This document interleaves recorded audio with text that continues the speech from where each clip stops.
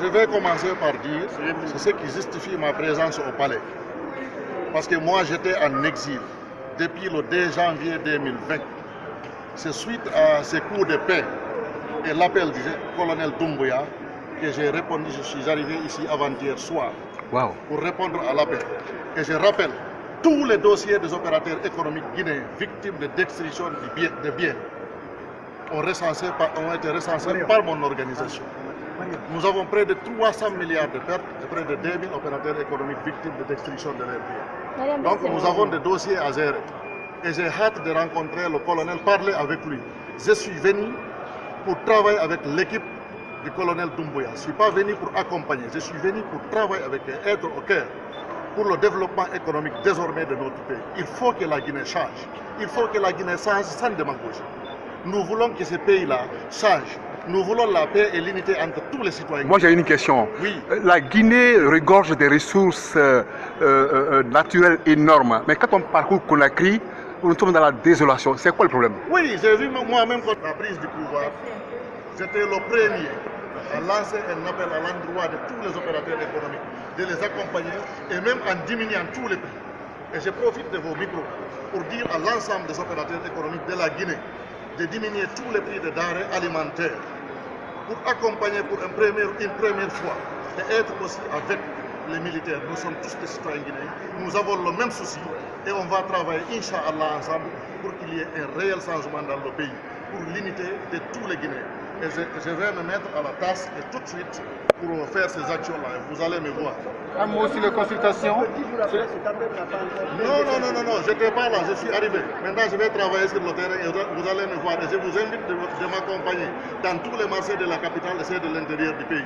C'est-à-dire, ce qu'on dit à la radio et la sensibilisation du terrain, c'est différent. Je vais être sur le terrain et travailler sur le terrain. Et vous allez voir ça. Alors, le conseil que je vais donner aux militaires, moi je dirais que ceux qui ont opéré un coup de paix en Guinée. Le premier conseil d'abord, c'est de s'atteler sérieusement sur la sécurité des biens et des personnes. Parce que nous, c'est suite à des menaces et de l'insécurité qui a fait que j'ai quitté le pays parce que je ne pouvais pas. Et nous avons résisté au troisième mandat parce qu'il ne fallait pas imposer un troisième mandat, une dictature dans le pays.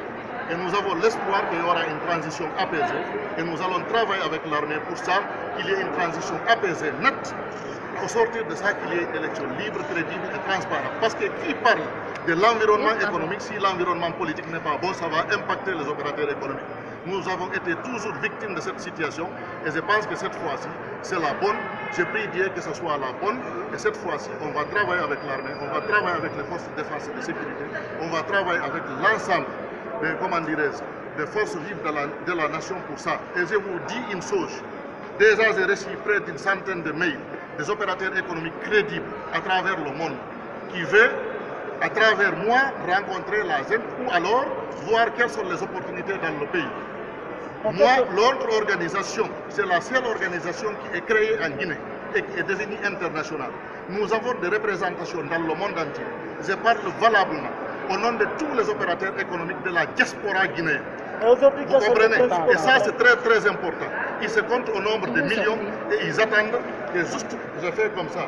Je donne feu vert, ils seront dans le pays pour créer des unités de fabrique, pour créer de l'emploi, pour que désormais la Guinée change. Et nous allons faire ça dans toutes les régions. On va faire ça en Basse-Côte, en Guinée forestière, en Haute-Guinée et en Moyenne-Guinée. La Guinée va changer et nous allons travailler là-dessus. Alpha Condé, un mot sur lui. Alpha Condé, un mot sur lui. Non, je n'ai pas de commentaire d'abord. Non, on demande sa libération. La question divise, vous, opérateur économique, quelle est votre position? Écoutez-moi bien. Oui. Moi, j'ai lutté contre le troisième mandat sans démagogie. Je suis membre et leader du FNDC, c'est clair.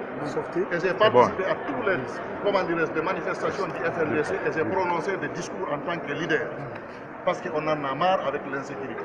Ce que j'ai dit, c'est clair et je réitère. Vous comprenez? C'est très très clair. Quels sont aujourd'hui les principaux problèmes des acteurs économiques? Les principaux problèmes, c'est un problème de sécurité, de copinage, de marché de gré à gré, tout ce que vous connaissez comme mal. Et je pense, cette fois-ci, ça va changer. Cette fois-ci, les vrais acteurs seront sur le terrain et chacun va prouver sa capacité sur le terrain.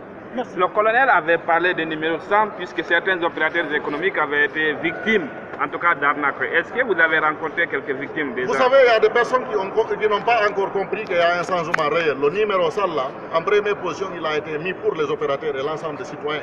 Parce que tout ce qui désormais vont se hasarder à toucher un opérateur économique, le numéro vert est là. Et il sera rouge pour eux.